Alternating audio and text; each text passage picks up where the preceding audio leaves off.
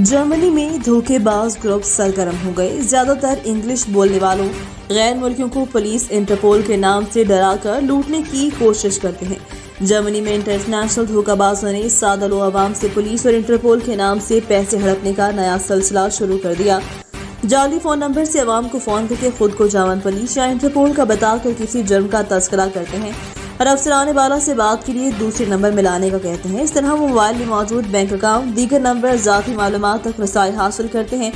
German police और security इदारों ने अवाम को खबरदार करते हुए कहा, जर्मनी का कोई भी इदारा किसी को फ़ोन करके अफसराने वाला से बात नहीं करवाते, ना पैसे लेने का अमलन काम करते हैं, ना ही वो फ़ोन के जरिए जाती बैंकिंग सिस्टम की तफसीलात मांग सकते हैं। इस तरह के सारे टेलीफोन कॉल जालसाज लोग सादा अवाम को लूटने के लिए रचा रहे हैं। जर्मन पुलिस ने आवाम को खबरदार करते हुए कहा कि ऐसे फ़ोन कॉल्स के बारे में फौरी तौर पर पुलिस को आगाह करें ताकि जराइम करने वालों को पकड़